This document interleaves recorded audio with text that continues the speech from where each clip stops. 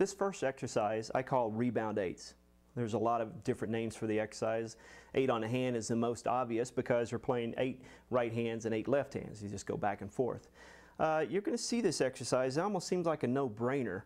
You look at it and you think, okay, 8 rights, 8 lefts, got it, next. But in reality, there's a lot of things that you can get out of this exercise that will take you from the very beginning level up to the highest level. Essentially, what I'm trying to accomplish with a rebound stroke is that I'm throwing my drumstick against the pad or drum, whichever, and I'm trying to get my hand out of the way as much as possible to allow the stick to rebound back up to the up position. So if I start up here and I throw my stick on the drum head, it'll rebound back up. I just want to keep my hand out of the way so that I'm not doing anything but throwing the stick initially down to the drum, letting the drum do all the work.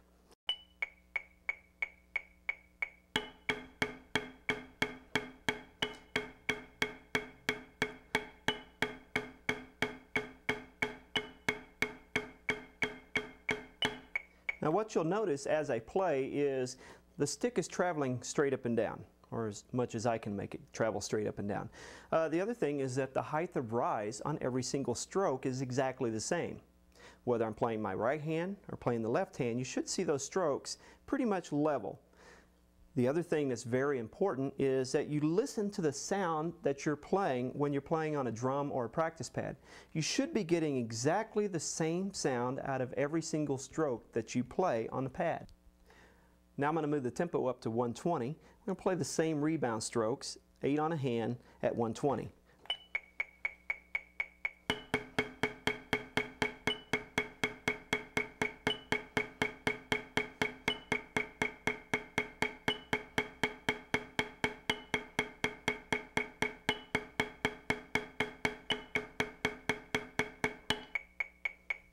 All right, so you see that the stick is traveling up and down and I'm getting my hand out of the way. Basically the pad is doing all the work for me.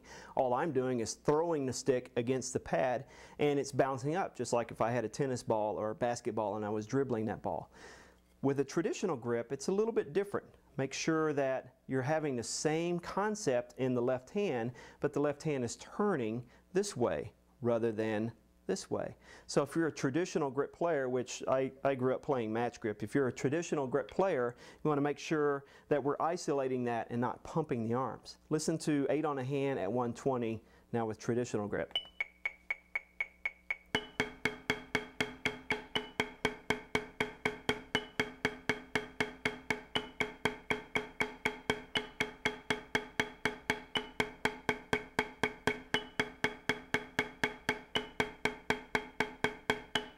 Okay. Now on a little bit more advanced level, if I took the tempo up to 200 beats a minute, what you're going to see is that instead of me throwing the stick with my wrist, I switch to a technique where I start using my back fingers to throw the stick.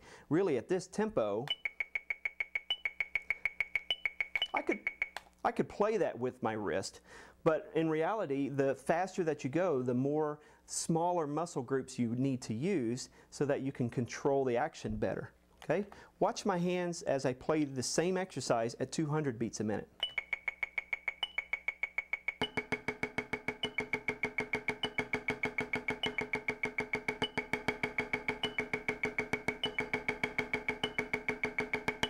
Okay?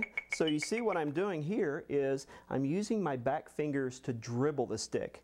Now if you're a beginner, this is probably fairly weird to you because the fingers tend to not be coordinated. It tends to be something that you have to develop coordination of these back fingers. Here's an exercise that I teach my beginners to do, and you can do this whether you're a beginner or an advanced level player, especially on drum set or anything else.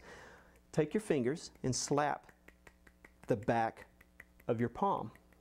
So if I use my fingers like this, and you can do this exercise whether you're sitting in a classroom or you're talking on the phone or sitting on the couch watching TV, you can do this exercise to get better and faster at moving your fingers.